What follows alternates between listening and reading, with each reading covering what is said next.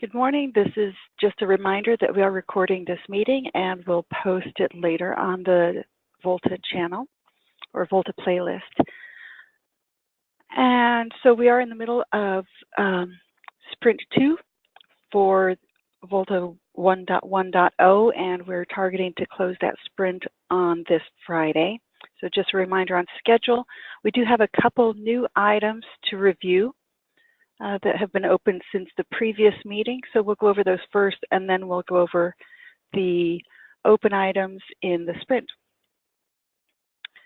So the first one I have here is Vol 523, Production VOLTHA OF Agent Swarm Container not installed due to Docker Compose file error.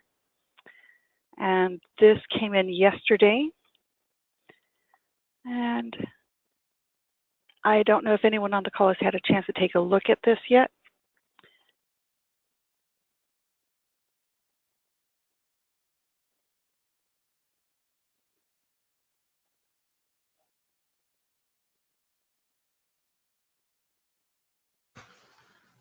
And I'm hearing nothing, so I think that's a no. Okay. I mean, it sounds like the solution is part of the bug, right? There's a missing space, I think it said. Yeah. If I read that right. Mm-hmm. Yep, adding a space. So this one, it looks like it was positioned for Sprint 3 currently by when it was opened, and low priority. Any views from the group here? Is it really just adding the space? And if so, why not just throw it in this sprint and the person who reported it? Yeah. If that's all it is, why can't the person who reported it, fix it and would have taken, 2 seconds to do type of thing? Right. It's a bug that has a solution that. Yeah. I don't see him on Is it really the call. low priority? Because if this doesn't work, you can't. Mm-hmm. So technically, there's a workaround. Add the space, but it's also the fix. Yeah. Right. Let's just put a fix in there. And who should I assign this one to? Who reported it? Kyle Farnsworth. I'd almost assign it to them. I mean, there does need to be evaluation to make sure that's really the issue, but if that's really the issue. So I will ask him if he's willing to pick this up, and then we will plan on putting it in Sprint 2. Yep. All right.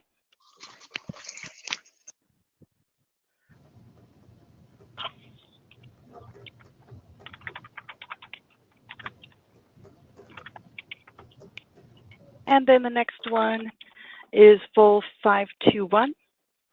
And this one is UTest failing on Mac non-VM build. And then this one was, David, I think is opened by you. And so it's a non-standard build environment, but still something that seems like it should work. So this one, I don't know if anyone else in the group has had a chance to review JIRA yet for this. It's a low priority though, because it is a non-standard build environment. It would just be nice to be able to build locally. Should I move it down to low then, for medium?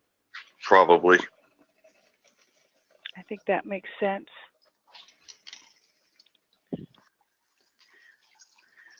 And in terms of target release for this one, do you think just VOLTHA Future at this point, or do you think we need to try and, okay. I think this is going to be if someone gets the time and works on it, it gets done, else it doesn't. Okay, sounds good. So that's it for the new issues. I'll just refresh one more time in case anything showed up while we were on the call. And I do not see anything, so we can go over to Sprint 2 and get a status. I've seen quite a few things come in with updates and change to done, so that's great. And we have a handful of issues still open and a few also in the to-do category. So first on the list, we'll talk about Vol 475 and see where we are on this today. Good old full 475. So I started actually doing some of the work on it yesterday. This is like the bane of my existence. I started working on this yesterday a little bit. Quickly ran into the issue that we don't have permissions to actually tag branches. Worked with Andy a little bit to work on some of it, but it's a pain. I mean, he was great, right? Don't get me wrong, he's great. He does, but this isn't his top priority either. We really need to get permission to do this ourselves. I did contact Luca. Okay. Yesterday, trying to get, I haven't heard back from him. We need to get at least 2 people with permission to tag branches. Otherwise, this is just going to continue to be a pain. But the work has started. Okay. And I'm working with Kim to get everything done. Just not having the right permissions is a pain. Agreed. Yeah, that's where we got stuck on this. We're okay in a few repos like VOLTHA and others, but these are ONOS apps repos that are a special case here. So we have to get somebody to agree to have some VOLTHA developers or VOLTHA committers, let's say, that can work on those repos that are specifically needed for ONOS apps for VOLTHA.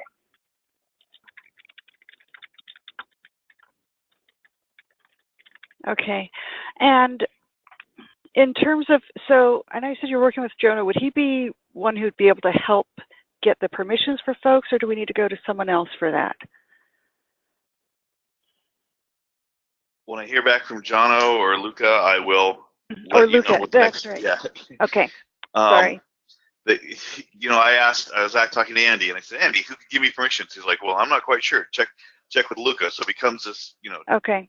tag until you find the right individual. Okay. So we don't know yet. All right. Yes. All right. Well, I'll put a comment in there. So I know you're working in the background trying to find the right person. If you need me to try another avenue, let me know. I don't know that would help progress things or not, but I can always try. I appreciate that. Thank you. All right. So we'll see where that goes. I guess probably we should go over the latest comment on it also, because that was new since I don't think we had discussed this on the last meeting. I think it came in afterwards. So there was a comment that you'd added from related to the need to cut a 1.4 release, which I think triggered our discussion we have here as well. Okay, so let me go on to the next open one. I did see that 507 did close, and so that was a blocker for a number of issues, and so that one is now done. And then I think 2 of the related ones that had been blocked are now closed as well, and we've got one still in progress. And so we'll get to that one a little bit later, but at least this one, which had been holding up some things, that one is resolved now, so thank you very much. And then moving down to VOL 454, AAA app doesn't use status config in all cases. And I had checked during different hours as well, trying to see if there were links for Garrett in there, and I found nothing no matter what time of day I checked. So I don't think this is related to our meeting time. I don't think they have the VOL 454 in it. This, I think, has actually been submitted, and it was done the last time. Did I put a comment on the end of it? I can't remember. At our last meeting, we were thinking that it may be done, and we just couldn't see things in Garrett because of the time of day of our meeting. But it had to be backported or cherry picked. I thought was kind of where it was, but I thought that was. I think it might be all done. Oh, sorry, I was on mute. David, I think that one was done. It was just never merged. So, okay. And now it's old, so it needs to be rebased and. Yes. So I'm trying to look to see who had that change.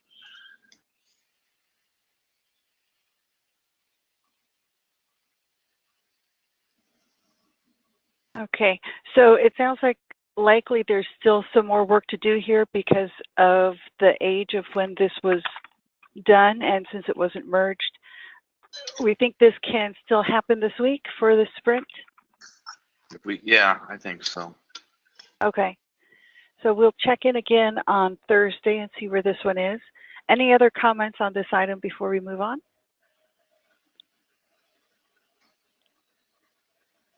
All right, and then the next one is VOL 408.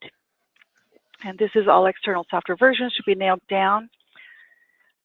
That's Sergio's that he wants to yeah. move that out to the 1.2, I guess, release. Okay. Not gonna be able to get to it till after Cord build, sorry. Okay. So this one, and actually let me move it here first. So you said 1.2 was where Sergio Yes. said to move it? Okay.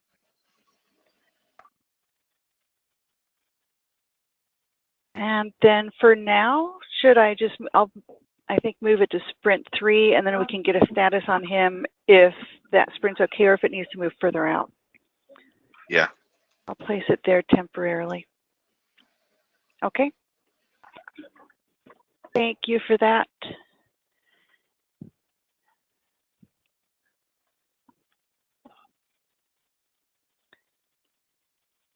And scrolling up to our next open item. The next open one is 460. Mechanism to configure required CVID values in VOLTHA. And this one, do we have any updates on this? So I think I saw, Paul, I think I saw you join. Oops, maybe I don't see you on here now. Yeah, no, I'm on. Oh, you are, okay. There you are. Now, do you have any follow-up on this from the last meeting? No, I don't believe it's an issue. I can update the JIRA. Okay. So. So saying it's not an issue, does that mean no work needs to be done? No, there's work that needs to be done, I think, but you know, just evaluating whether there was an impact from a side, things like that. So no, I think there's work involved with this. Okay, so I'm not quite sure where we stand with this, and so it's currently still assigned to Sarisha, and I'm starting to not be sure if this is going to make it into the sprint since we just have a few days left. Do we think this is something that can be resolved in that time frame? We have that temporary workaround. I think the point is that, you know, each of the adapters has to do some work for this as well. Okay. So I don't know where it stands, you know, Yeah. otherwise, I believe Chip's workaround is fine. And we had this listed at one point as a blocker for 419. Is that still the case? No, it's not. Okay. But I think we eventually need to figure out a good way to do this, whether it's through an IETF or a BBF model. Okay, yeah, so this is, go ahead. Chip, I was just going to agree with you. I mean, I think we need to look at all of this and do it in some form of a standard that satisfies everybody. So how do we get to that point? Because this one's been lingering for a while. Do we need to have separate sessions again? Yeah. Or I think it probably needs to be a proposal that someone needs to submit and just people talk about. So I could probably start the conversation up because, you know, the IETF VLAN model might be the easiest in layer 2 forwarding, but BBF might be a better fit considering VOLTHA 2.0. So I think people, especially Sarisha, who's real familiar with broadband form models, we all need to weigh in and try to pick the best one that'll work now, but also won't hamper us in the future.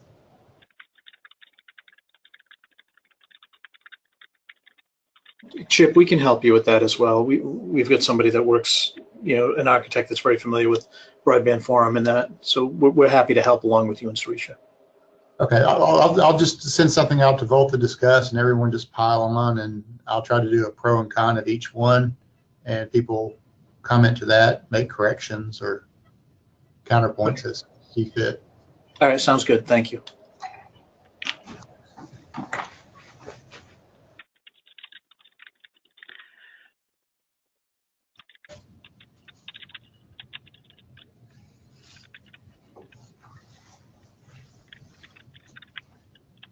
Oh, whoop, not sure what I just did there. Okay. All right, so I am thinking, though, that this is not likely to make it into this sprint. I'll go ahead and leave it here until Thursday, and we can look at that again for status. But I think with a handful of days left, we're probably pushing it to get that into this sprint. Okay, so thank you for agreeing to bring that back to the discussion board again. Much appreciated, and we'll see if we can start getting some traction and some movement on an agreed path forward. So the next item is VOL 474. And let me bring up the status for this. So this one is in progress. It was previously blocked by 507, which has now been resolved.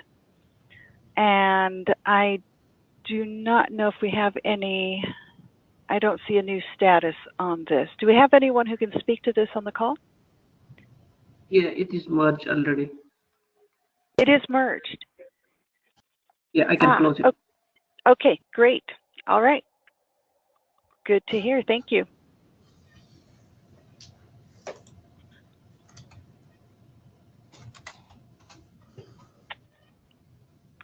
And then the next few have all been closed. So the 463 was closed as well. Next open one is down to looking at some of the adapter issues. So 513. And let me go look at it in the other view here. Okay, so support adapter in swarm mode, and phase 1 is pulling mode.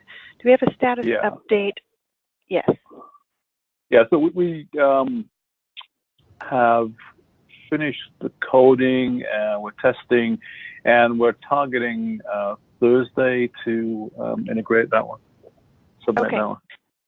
So and I do see that is down here. Thank you for that. So it looks like this is on track still for this sprint, so we'll get a status update on Thursday and see if that still is the case. So thank you very much. Yep.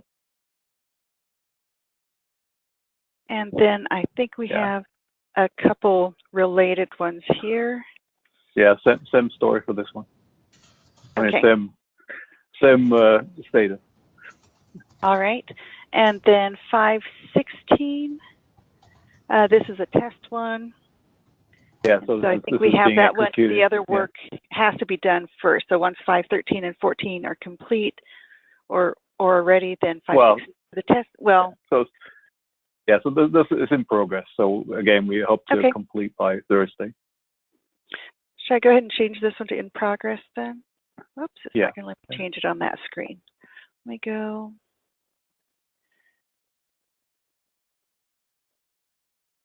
Thank you.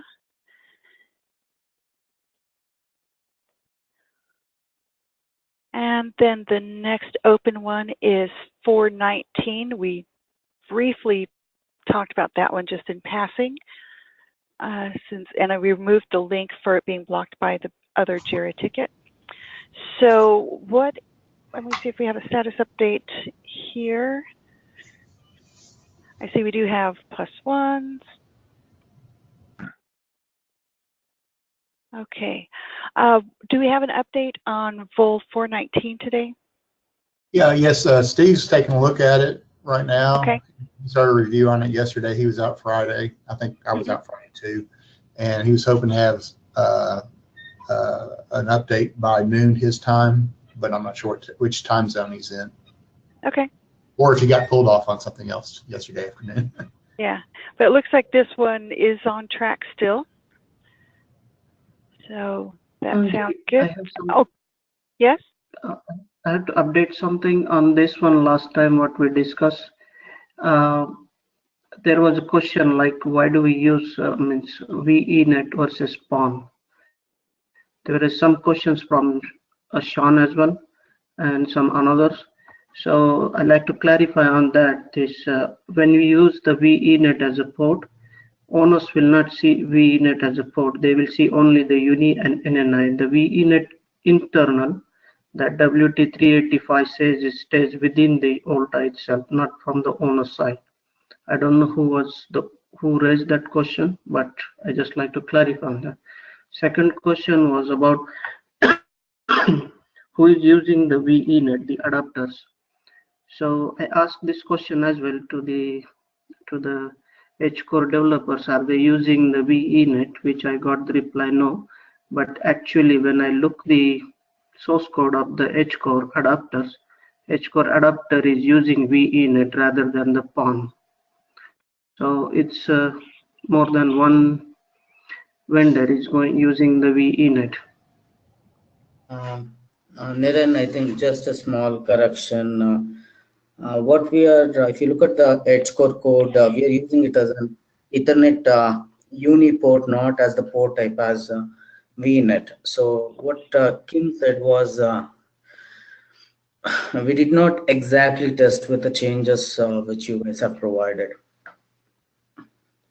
Yes, so what will happen is, right, it looks very, I cannot say ugly, but it looks weird that you use the uniport of the OLT and the uniport on the ONT. So usually the uniport is only on the ONT, not on the OLT.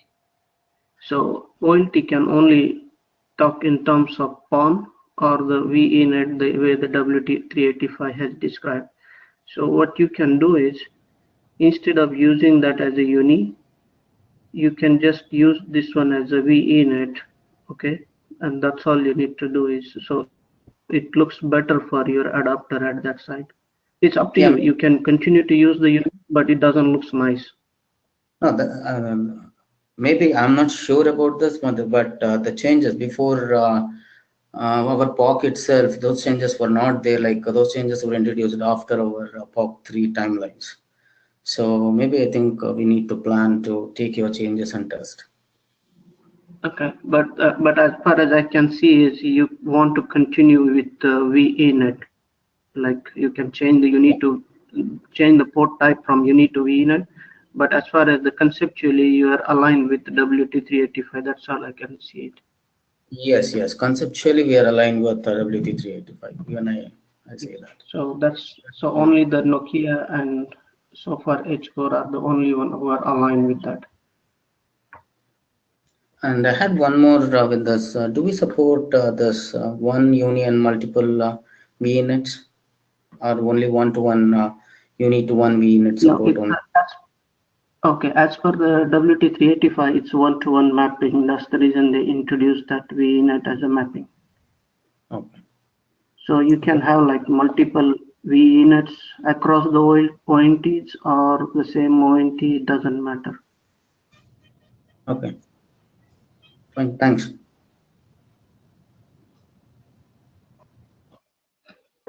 Any other comments or discussion?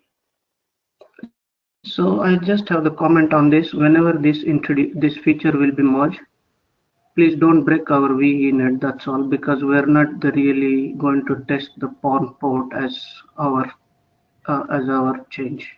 Yeah, I can address that. The changes made by this are in flow deconstructor and logical port device agent, I guess, in the core.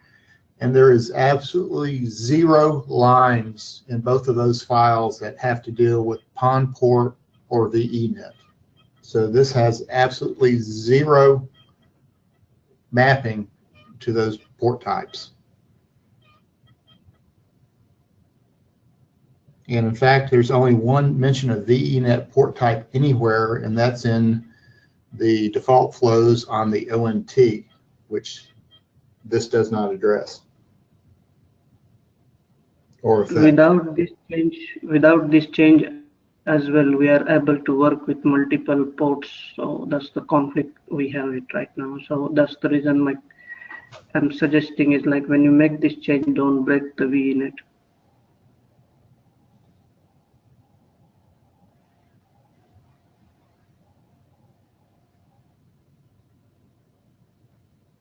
Do you want me to capture that as a comment in here? Yeah, that would be better. So it's recorded. Okay.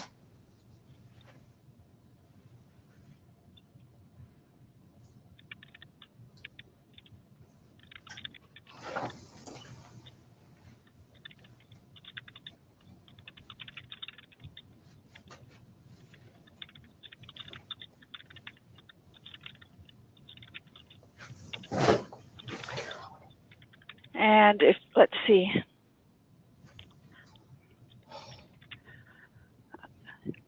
If you'd like something else, let me know. Here's some wording we can start. If that's sufficient, I'll just go ahead and accept it. If you'd like me to reword it, just speak up. How do you make sure VNet is not broken? I don't know. Yeah. Could you elaborate? Yeah, elaborate on that. That's a little too vague of a statement, because I could say, in general, people will say try to make sure nothing's broken, but you can never guarantee that.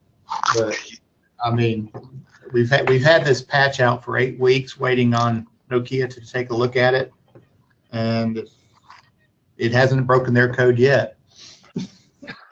No, because it's not about my code is broken. It is not much, so we will not take this change, as I explained many weeks before as well. In the comments of you can look your first patch and look at the comment that we supplied.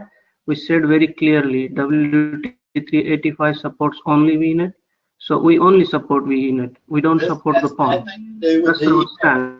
It's been there for like 6 weeks, at least 6 weeks.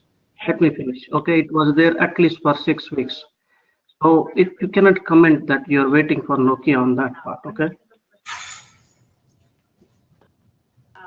Okay, so go ahead. I'm confused by this. So you're saying the patch was put out, and I heard that Nokia is not going to take the patch. Is this not in common code? I don't know how anyone expects not to take a patch, as it's going to be pushed in common code. So you can push the code, but what my point is, like, if it is required for others, if definitely you can push it. We are not saying that don't push it, but it just don't break our VNet, because it's going to break the H core as well eventually. And I think anytime, right, when people push patches, whoever pushes them, their intent is never to break code, and people do their best not to break code. But sure. Yes, we agree on those. No one can promise not to, unless there is some sort of unit test that can be run sans a specific hard piece of hardware or whatever. There's I assume people are going to do their best. Mm-hmm. Yes, no problem with that part. So we agree on that part. Actually, we have no concern that things cannot go in one shot like here. This is still under development. Any chance that you'll post all their device adapters so other people can take a look to see if it'll break it?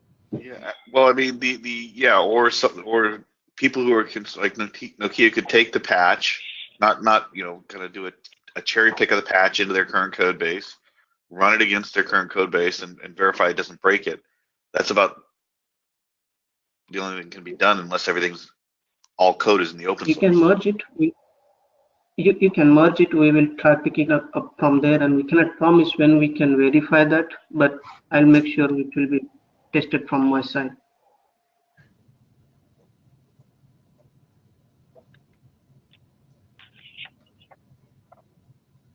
Okay.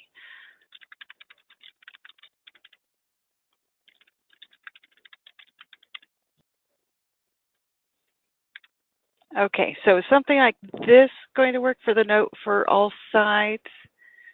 So concern raised that VNet is not broken when this is merged. Nokia will test post-merge.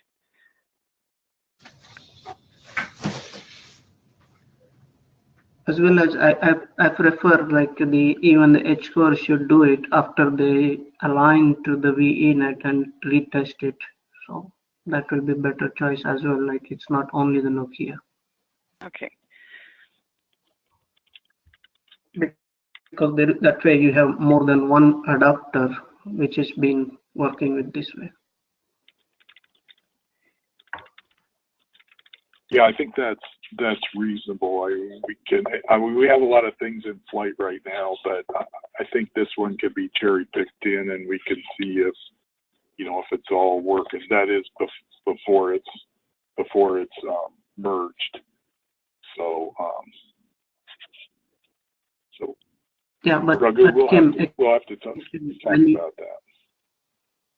Yeah, but Kim, when you do this one with the edge core, I prefer first you can adjust to the VNet the way WT385 the naming conventions before, instead of using uni as on the OLT, and then merge with this change. That would be a better choice for you. It's up to you, but that's my suggestion. Yeah, we'll need to discuss what order we're going to do this in. Yeah, that's a concern. We have a little bit of a disadvantage because we can't really see how this is implemented. I think Chip was getting to that as well. We're not seeing an adapter that has your adapter that totally does this. So we'll try to. I think it's understood what the goal should be. We'll just have to look at that and see how it works. Well, as a side point, we've supported the BBF model since about the middle of August, and we actually use VNet internally, or we use VNet as an interface. So, and we've been running with this for at least 8 weeks.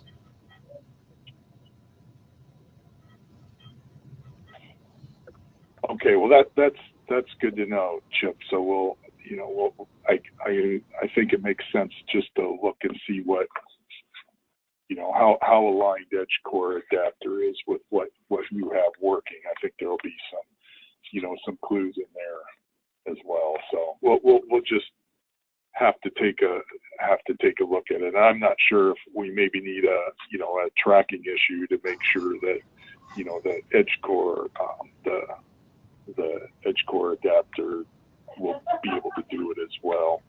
Okay. Just see the picture of my granddaughter come in. My granddaughter's coming in.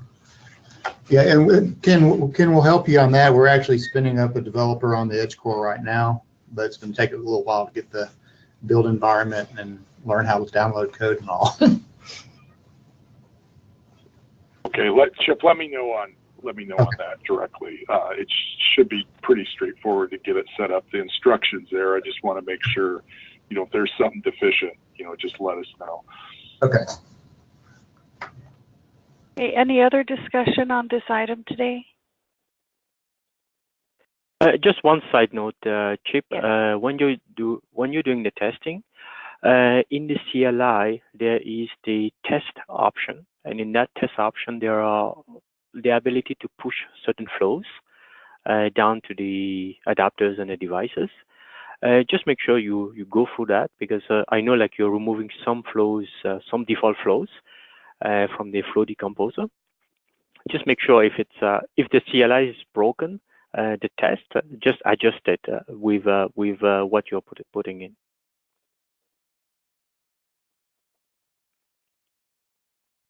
Do you see what I mean?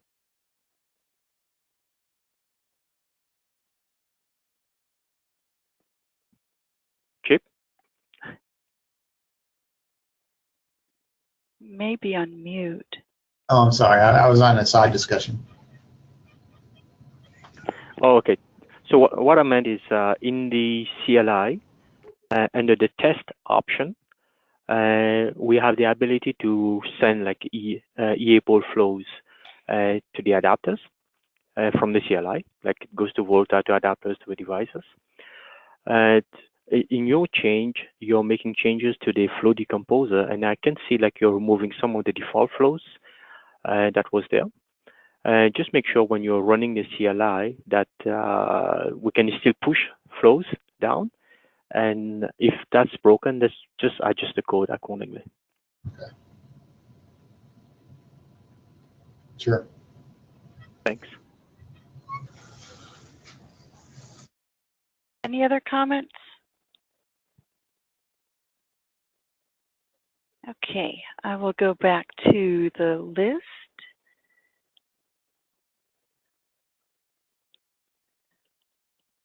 And I believe the last item we have here is the one we just moved in here, which is Vol 523.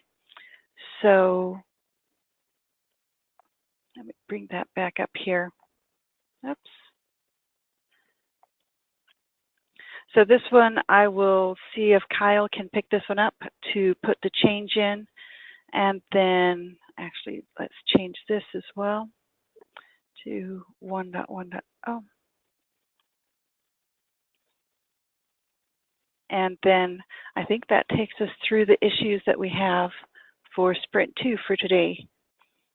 Okay, Julie, I want to bring up one other one that is just a little bit related to that 419 we're talking about, and it's not showing up on your list. Go to Vol 482.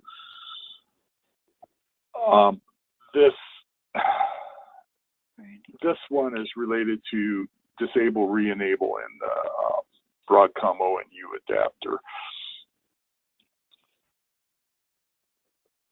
And is this about deleting the port?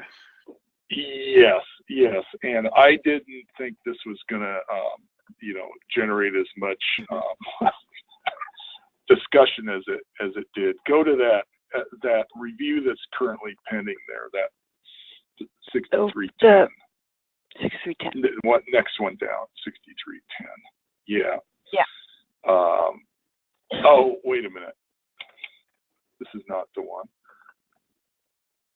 Was it the other review? So the driver one was 6310. The VOLTHA one is 6308. Oh, right. Yeah, 6308. Sorry. Okay. That was. There's two sides of it. Okay, this is the side of it that's got a lot of discussion on it. So go to the bottom of this, and you can kind of see what's going on here. So there's been a lot of discussion with this one, exactly how this should be implemented, and one of the points here is finding out if anybody else has, in any other adapters, has actually implemented this correctly and observed, expected behavior. It seems to me that the discussion going on right here, because we want to get these changes into the Broadcom ONU adapter, suitable, right? That's gonna work here, but it looks like that there were points that this has been implemented in other adapters. People have been saying, yeah, this is working, but yet kind of where the flow of this discussion is going, it looks like there's maybe a core issue, in how VOLTHA interacts with ONOS.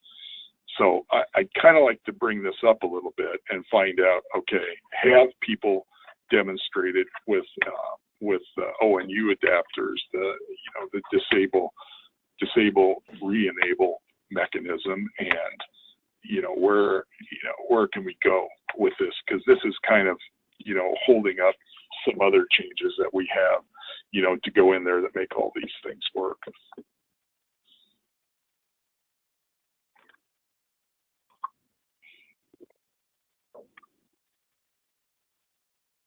And do we have any feedback from other folks on the call, if they've looked at this with other adapters? So I chimed in on the review. Basically, and if my understanding is incorrect, please someone correct it, was that when a port was disabled, the port was being, the logical port was being removed, and then when the port was enabled, the logical port was being recreated, and it was being done this way because that was how Ono. That's how the adapter was able to get Onos to repush flows. When I did a little investigation into this with Onos and some test stuff outside of VOLTHA, the issue was when a port's disabled or unavailable in Onos and then becomes enabled again, Onos doesn't repush flows.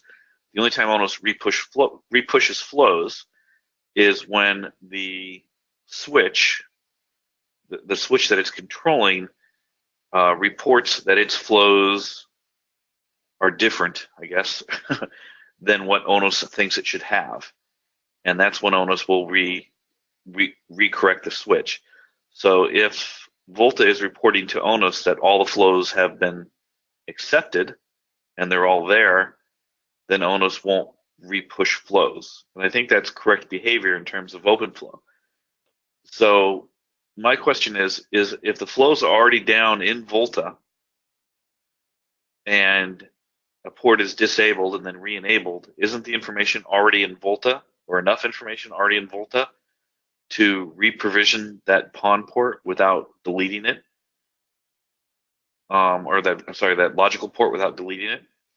And the concern about deleting and re-adding the port was that it could come up with a new port name, I believe, or a port number, and that could cause issues. Is that a fair characterization? Yes, that's a good, David. That's a good summary and good points right there. So maybe I could ask Chip, if you've been following, is the Adtran ONU adapter, is it able to see this disable re-enable work correctly? Yeah, we haven't tested that. Unfortunately, our person working on the ONU's been busy with pod work. Okay. So we're still primitive on that. Yeah, it's understandable. I'm just trying to find out, to what extent, if it seems like the adapter here, this action, trying to implement these things is sort of kicking over a limitation or a situation that may need to be, addressed in the VOLTHA core somehow. And the whole issue is, are we heading for just a workaround that, really isn't desired here, or, do we need to go back and, deal with something in the VOLTHA core? Is that, David, is that kind of? Yeah, that's exactly, that's well said. Yeah, my concern is that delete and re-add is kind of a workaround where there is an issue with the core seems to have all the flows. It just needs to push them down.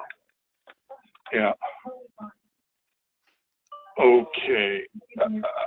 Okay. So yeah, I don't see that Steve Crooks is on.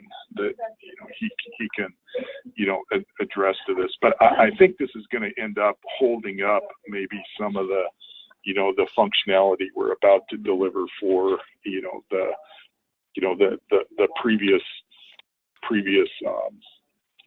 JIRAs that we went over for the adapter, and because we're already our test basis is on the code, the changes that we have proposed here, and if this one doesn't go along with the rest of them, then workaround or not, there could be some issues. So that's why maybe this JIRA just needs to have a little bit more visibility. I don't know if it's in the sprint or not. It's not in the sprint. So that if it's related to a couple of the other issues, then it may be a problem that it's not in the sprint. Well, it does kind of tie to one of the things that was asked for is, for field trial was, ability to, kind of re-kick or reboot the ONU or if there's a disable, re-enable that's done to it, that, the action actually occurs correctly. So there also is an ONU admin state that can be modified to enable and disable, right? And do you want to look at maybe you're sending an OMCI message to the ONU rather than removing all the flows. Well, that kind of gets to a bigger discussion. How really this the alternatives there are to actually implement this. I think there is some structure in PondSim, that kind of does a little bit of this, but I don't know if it does kind of everything. How extensive that that testing is there. Yeah, So, in G.988, basically the admin state should basically disable all subscriber services on all ports of all circuit packs and suppress all alarms as well as powering down as much as possible. I mean, that may be a way to do a disable of the ONU rather than withdrawing any service flows at the OLT level. Because maybe we can discuss that offline, but okay. Yeah, that's kind of the essence of what this is. So accepting when VOLTHA tells the ONU to be disabled or to re-enable it, what all happens in conjunction with that. What does disable mean to VOLTHA? And I keep going back to the switch analogy, right? And when you disable a port on a switch, the switch doesn't lose its configuration. It's just, it's a state change. And I think but we're not disabling a port, right? We're disabling the ONU as a whole. Yes, the entire. I think. Well, at least that's the understanding of what this should mean. The semantics, it basically gets to the semantics of the ONU disable and re-enable. What do those actually do? And I think it seems that it's supposed to take the whole thing. The ONU is disabled, that means it goes out of service and not there, and then re-enable, somehow brings it back. But if you already have a provision, configuration for it, you want to get that all reapplied again. Yeah. Which means, the flows have to go down. So the question is, as you mentioned, where are these flows kept track? How does that? Yeah. How's that implemented? Yeah.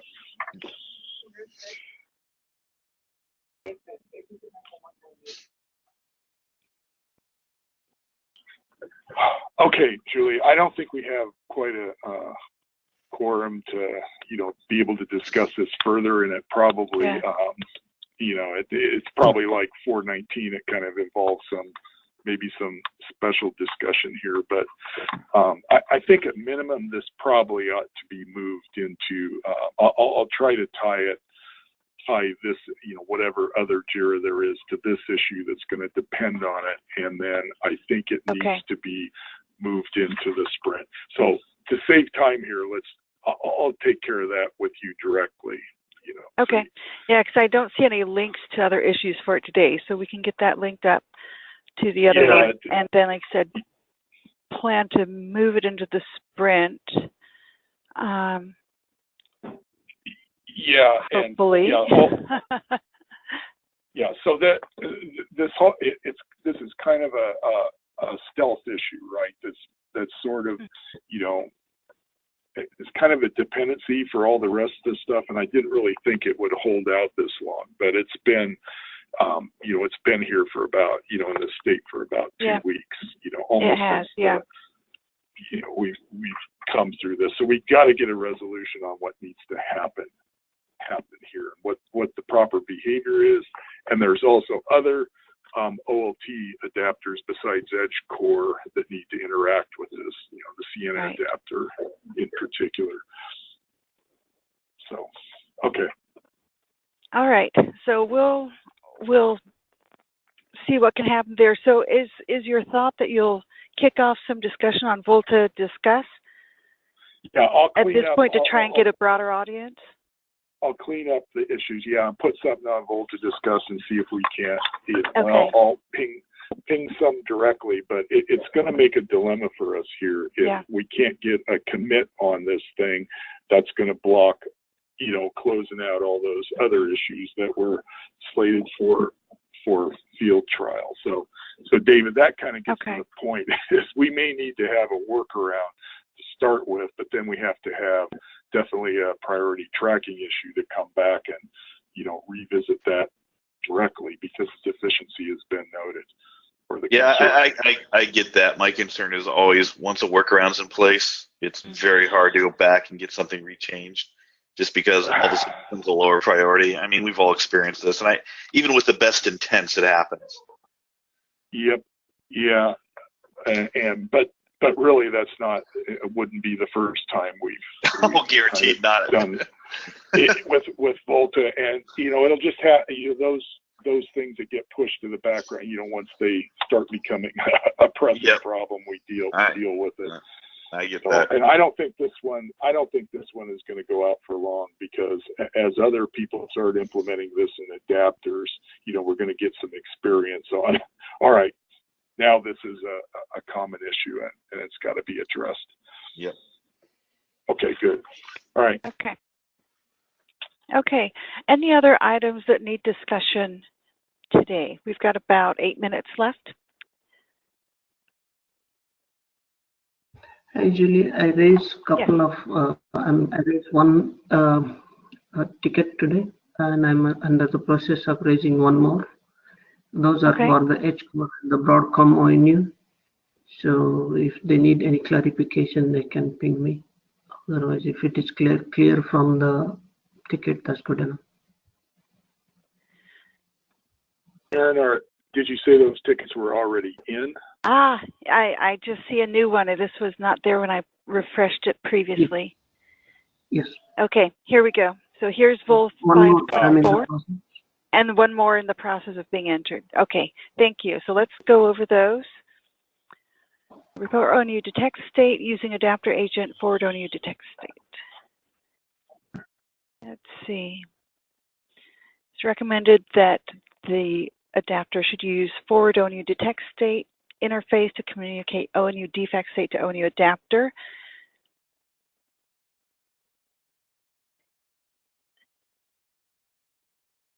Okay, well, that certainly needs to be looked at. Maybe there will be a few direct questions to Near, and we'll just put them ask them in the JIRA.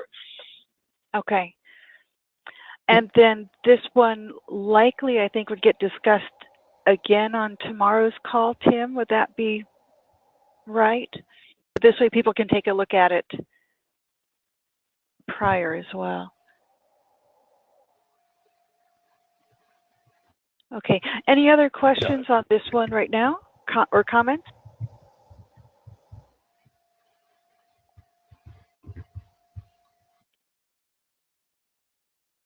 Okay, I'm not hearing anything. So I suspect this is going to be looked at tomorrow as well with on the adapter call. But if there are any other questions, on the ticket now, please go ahead and speak up. And I'll refresh and see if the other one shows up for me. I don't see it yet. The other one, I'm still typing that, but I can explain quickly. That's about that's about the Broadcom ONU and the HCOR adapter when they communicate for the OMCI to be transmitted from the Broadcom ONU adapter to the HCOR adapter. The message is converted into the hexify, which is an ASCII message, and that's not the standard procedure. It should be just the byte string or the byte stream, because the other adapters, like it could be it's the ASCII. Having the ASCII is the limitation of the HCOR adapter. So the fix for that should not be in the Broadcom ONU. It should be within the HCOR adapter. That way the Broadcom ONUs can work with any another OLT vendors as well.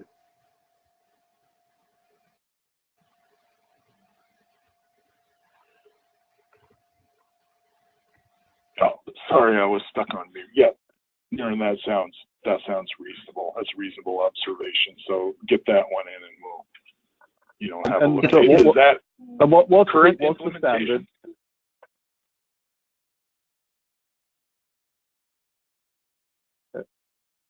Sorry, go ahead, Kim.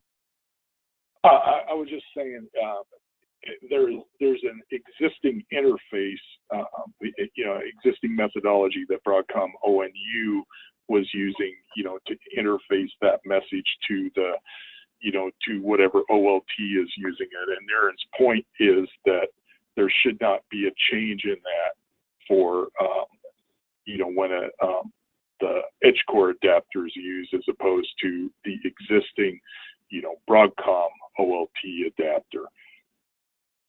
Yeah, I was just asking what's the standard that's defined for that one? It's implementation standard. How it was this is just communication between VOLTHA's ONU adapter and VOLTHA's OLT adapter. So yeah, so I was saying, what is there a defined standard for that?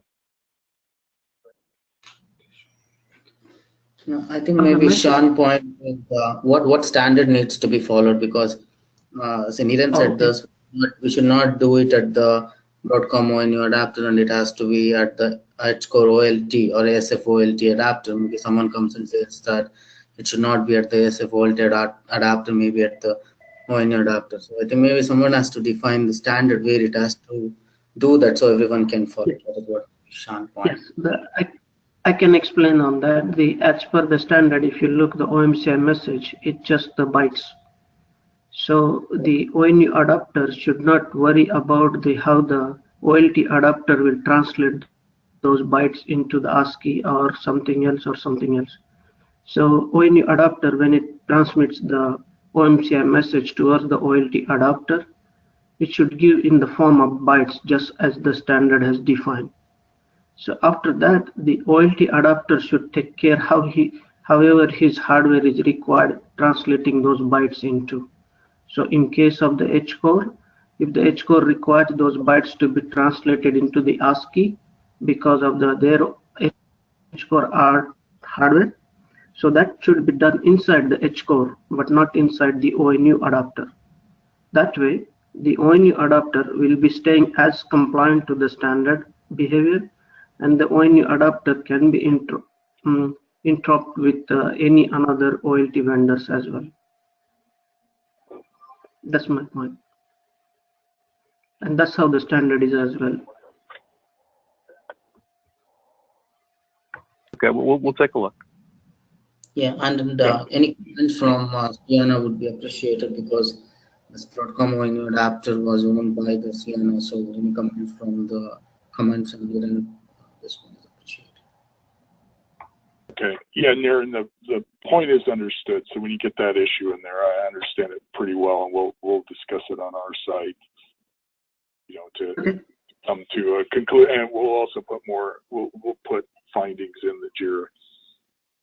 Yeah, and the standard actually only defines the messaging between the OLT MAC and the ONU, right? I mean, the creation of the message and the transport of the message isn't really defined from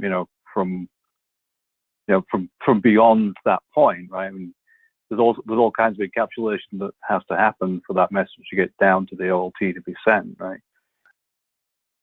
So between the OLT and the ONU, it has to be the OMCI defined in G.988, right? Yes, exactly. This is talking about the software interface that VOLTHA is using between a ONU adapter and an OLT adapter, which have nothing to do.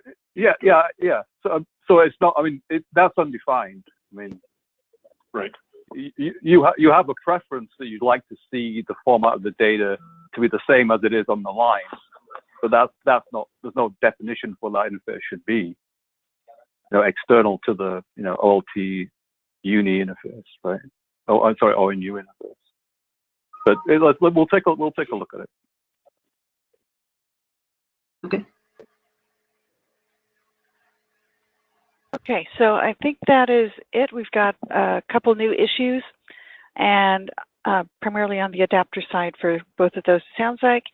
And then we'll have some discussion kicked off for a few of the other issues on VOLTHA Discuss, see if we can get some resolution on those. And then I think that is it for today. Last call for questions or comments before we, yes. That may have been background noise. So last call for questions or comments before I stop the recording. Okay, we will wrap up the meeting. So thank you again for attending, and I will talk to most of you on Thursday. Thanks.